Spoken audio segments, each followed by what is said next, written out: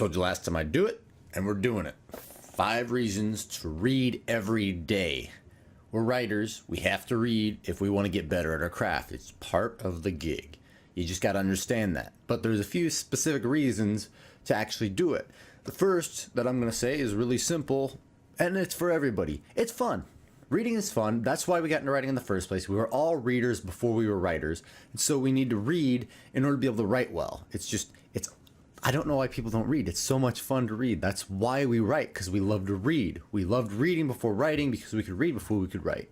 And so many people, they just seem to lose that initial interest in reading, but it's like, it's imaginative and it helps just so much stuff. And that'll lead us right into reason number 2. It helps us learn the craft. The more you read, the more you're going to understand about actually writing. Seeing the different turns of phrase that people use, the different way they describe things.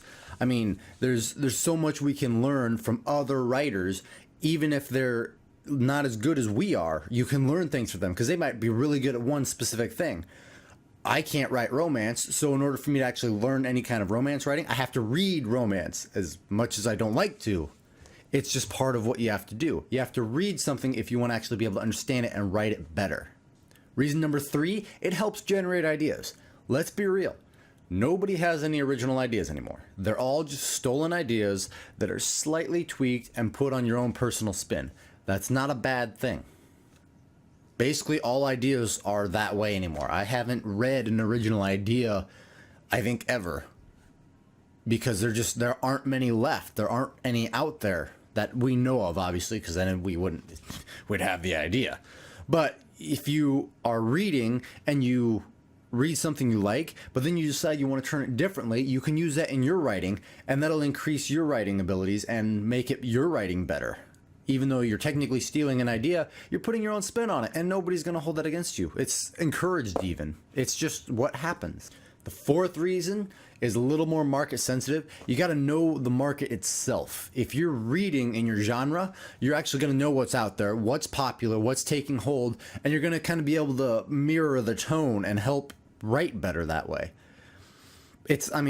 It's just part of being a writer itself. If you ever want to be published, you have to actually know what's going on out there. Doesn't mean you have to follow it to a T. You just have to be aware of what's selling, what's not really selling well, how it's all holding together. You just got to kind of know these little things. You don't have to be an expert by any means. Just have some kind of, at least a vague idea of what's going on, and that'll help you immensely when it comes to publishing your novel. And the last reason is it's encouraging. It's really good to pick up a really good book and read it and think, someday I might be like that. It's also encouraging to pick up a really bad book and go, yikes, this dude was published? Because then, you think, I can write better than this. There's hope for me. You just got to get it in the right place at the right time. It's a difficult, long process. I know it, guys. I'm in the middle of it with you. But it's okay. Just keep writing, keep reading. We'll be all right, and we will make this. It's difficult. I'm not going to lie. It's very, very difficult. But if we're persistent and we help each other, we all will succeed. So I hope you guys enjoyed the video. Hit subscribe if you feel it's good for you, and I'll see you next time.